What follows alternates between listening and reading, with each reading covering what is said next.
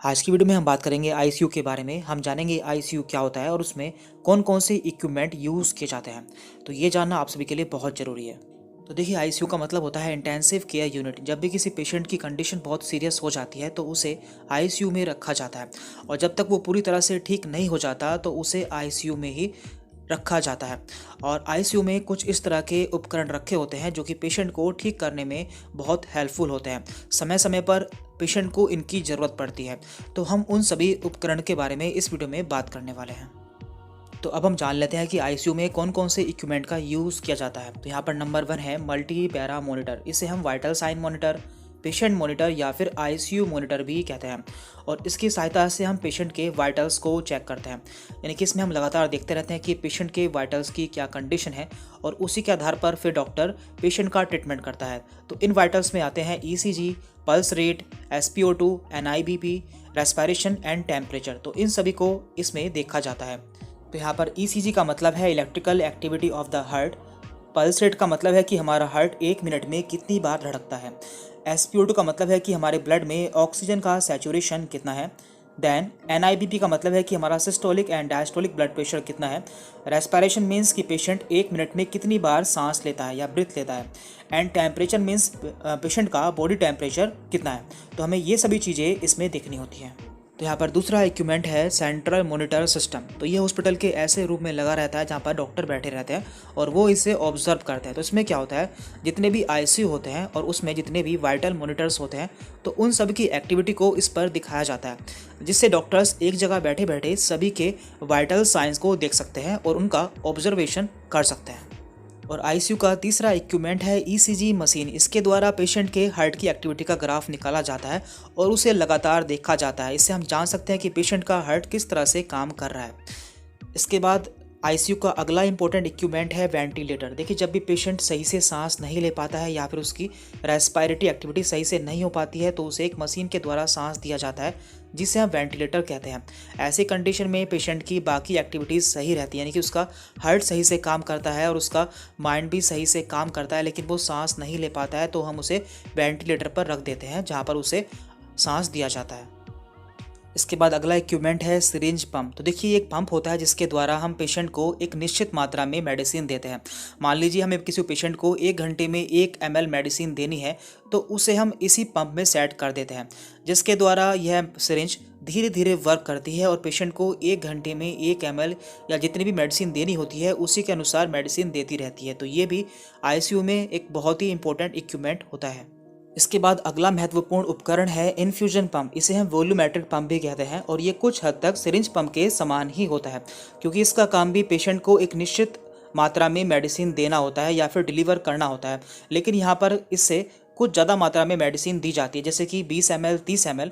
तो इसे हम पेशेंट के आईवी फ्लूइड से जोड़ देते हैं, जहाँ पर पेशेंट को धीरे धीरे मेडिसिन मिलती रहती है। इसके बाद 7वें नंबर का इक्विपमेंट है बाईपैप मशीन। तो आप जानते हैं कि वेंटिलेटर के द्वारा पेशेंट को ऑक्सीजन दी जाती है या फिर उसे उसकी ब्रीथिंग कराई जाती है। तो देखिए, ब्रीथिंग 2 तरह से कराई जाती है, एक होती है इन्वेसिव और एक होती है नॉन इन्वेसिव। तो इनमें अंतर क्या है? इन्वेसिव के द्वारा पेशेंट के गले में एक पाइप डाला जाता है जिसके थ्रू उसे ऑक्सीजन दी जाती है, जबकि नॉन इन्वेसिव में उसे मास्क के थ्रू ऑक्सीजन दी जाती है। तो बाईपैप मशीन इसी पर काम करती है, यानी कि इसके द्वारा हम मास्क लगाकर पेशेंट को बाहर से सांस देते हैं या फिर उसे ऑक्सीजन देते हैं। इसके बाद अगला इक्विपमेंट है सक्शन मशीन। इसे हम वैक्यूम मशीन भी कहते हैं। इसका यूज़ पेशेंट के गले या फिर उसके फूड पाइप को साफ करने के लिए किया जाता है। कई बार पेशेंट के गले में या फिर उसके विंड पाइप में खून आ जाता है या फिर कोई और चीज़ फंस जाती है, जिसे निकालने के लिए सक्शन मशीन का यूज़ किया जाता है। इसके बाद पेशेंट सही से फिर सांस ले पाता है। इसके बाद अगला इक्विपमेंट है fully automatic ICU 4 function electric bed. तो देखिए, एक बेड होता है जिसपे पेशेंट को लिटाया जाता है, और ये कुछ इस तरह का बेड होता है। इसमें पेशेंट को हम किसी भी पोजीशन में रख सकते हैं, यानी कि उसके हम हेड को ऊपर कर सकते हैं या फिर हम उसके लेग को ऊपर कर सकते हैं उसकी कंडीशन के अकॉर्डिंग। तो ये भी आईसीयू में होना बहुत ज़रूरी होता है, क्योंकि कई बार पेशेंट की कंडीशन ऐसी होती है कि हमें उसकी पोजीशन को चेंज करना पड़ता है। तो ये भी आईसीयू में आपको मिलेगा। इसके बाद अगला इक्विपमेंट है पोर्टेबल वेंटिलेटर। तो देखिए, इसका काम वेंटिलेटर जैसा ही होता है, लेकिन ये साइज़ में थोड़ा छोटा होता है। तो हमें कभी कभी इमरजेंसी में इसकी ज़रूरत पड़ती है, क्योंकि हम इसे एक जगह से दूसरी जगह ले जा सकते हैं। कई बार पेशेंट को हमें बाहर ही सांस देना पड़ता है तो हम इसे यूज़ कर लेते हैं, या फिर कभी वेंटिलेटर ख़राब हो जाता है तो हम इसे छोटे वेंटिलेटर को भी यूज़ कर सकते हैं। इसके बाद अगला इक्विपमेंट है पल्स ऑक्सीमीटर। तो देखिए इसके द्वारा हम पेशेंट की दो चीज़ें देखते हैं, एक तो हम उसका पल्स रेट देखते हैं कि उसकी पल्स रेट कितनी है, और एक उसका हम SpO2 देखते हैं यानी कि उसके ब्लड में ऑक्सीजन का सैचुरेशन कितना है। तो ये भी हॉस्पिटल्स के लिए एक बहुत ही महत्वपूर्ण इक्विपमेंट होता है। देन यहाँ पर है ब्लड वार्मर। तो देखिए जो ब्लड होता है वो काफ़ी ठंडा होता है, लेकिन हमें उसे पेशेंट को उसके बॉडी टेम्परेचर पर देना होता है। तो इस मशीन का काम होता है कि वो जो ब्लड होता है उसे बॉडी टेम्परेचर के अकॉर्डिंग चेंज कर देता है, जिससे पेशेंट को कोई प्रॉब्लम नहीं होती है। तो ये भी ICU में पाया जाता है। इसके बाद ICU का अगला इंपॉर्टेंट इक्विपमेंट है डीफिब्रिलेटर मशीन। इसे हम डीफिब मशीन भी कहते हैं।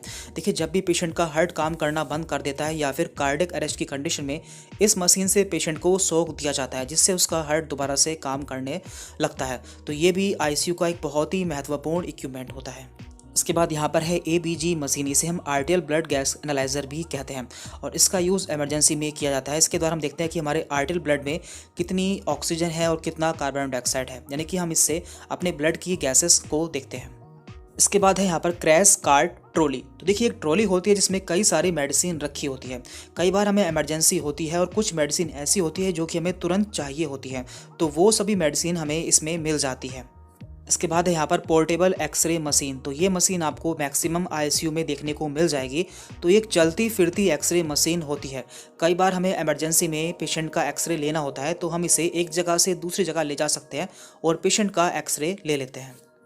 इसके बाद है यहाँ पर डायलिसिस मशीन। देखिए कई बार पेशेंट की किडनी ख़राब हो जाती है या फिर वो सही से काम नहीं करती है, तो ऐसी कंडीशन में इस मशीन का यूज़ किया जाता है। इससे हम पेशेंट के ब्लड को साफ़ करते हैं, उसमें से जो टॉक्सिन्स होते हैं उन सभी को रिमूव कर देते हैं। तो ये भी ICU में पाई जाती है। इसके बाद अगला इक्विपमेंट है DVT पंप। इसे हम डीप वेन थ्रोम्बोसिस पंप भी कहते हैं। देखिए कई बार पेशेंट के पैरों की वेंस में क्लोट जम जाता है या फिर ब्लड का थक्का जम जाता है, जिसे रिमूव करने के लिए इस पंप का यूज़ किया जाता है। इस पंप के द्वारा हम पेशेंट के पैरों के ब्लड सर्कुलेशन को इंक्रीज कर देते हैं, जिससे वो थक्का खत्म हो जाता है। इसके बाद अगली मशीन है कलर डॉपलर अल्ट्रासाउंड मशीन। इसे हम सोनोग्राफी मशीन भी कहते हैं और इसके द्वारा हम पेशेंट के हार्ट की एक्टिविटी को चेक करते हैं। उसमें हम देखते हैं कि उसका ब्लड फ्लो किस तरह से हो रहा है, उसकी आर्टरीज और उसकी वेंस में किस तरह से ब्लड सर्कुलेट हो रहा है। तो ये भी ICU में पाई जाने वाली एक बहुत ही महत्वपूर्ण मशीन होती है। इसके बाद अगला इंपॉर्टेंट इक्विपमेंट है IABP मशीन। इसे हम इंट्रा एओर्टिक बैलून पंप भी कहते हैं। देखिए जब भी पेशेंट का हार्ट सही से काम नहीं कर पाता या फिर ब्लड को सही से पंप नहीं कर पाता है, तो इस मशीन का यूज़ करते हैं। इस मशीन में एक बैलून एक मशीन से जुड़ा रहता है, जिसके द्वारा पेशेंट के हार्ट की एक्टिविटी को बढ़ाया जाता है, जिससे वो ब्लड को सही से पंप कर पाता है। इसके बाद है मेडिकल गैस सप्लाई सिस्टम। आपने देखा होगा ICU में कई सारी गैस के सप्लाई सिस्टम पाए जाते हैं, जैसे कि ऑक्सीजन सक्शन मशीन। तो इन सभी के पाए जाते हैं, तो ज़रूरत पड़ने पर इनका भी यूज़ किया जाता है। इन सभी बड़े इंस्ट्रूमेंट के अलावा ICU में कुछ छोटे इंस्ट्रूमेंट भी पाए जाते हैं, जैसे कि स्पिग्नोमैनोमीटर। इसके द्वारा हम पेशेंट के BP को चेक करते हैं। स्टेथोस्कोप, एम्बूबैग, तो इसके द्वारा हम पेशेंट को ब्रीथिंग कराते हैं। इससे ब्रीथिंग कराने में पेशेंट को हेल्प मिलती है। लैरिंजोस्कोप, तो इंक्यूबेशन के समय इसका यूज़ करते हैं पेशेंट को सांस देने के लिए। इसके अलावा फिंगर टिप पल्स ऑक्सीमीटर, इसके द्वारा हम पेशेंट का पल्स रेट और उसका SpO2 चेक करते हैं। देन नेबुलाइजर, इससे हम पेशेंट को हमें कोई मेडिसिन देनी होती है तो हम इसके द्वारा पेशेंट को वास्प के रूप में मेडिसिन देते हैं। ग्लूकोमीटर, इससे हम पेशेंट का जो ग्लूकोज लेवल होता है वो चेक करते हैं। एंड निडल डिस्ट्रॉय, हमें कोई निडल को डिस्ट्रॉय करना होता है तो उसके लिए भी एक मशीन होती है जिसमें निडल को डिस्ट्रॉय कर दिया जाता है। तो इन सभी इंस्ट्रूमेंट का ICU में यूज़ किया जाता है। तो आज की इस वीडियो में इतना ही था।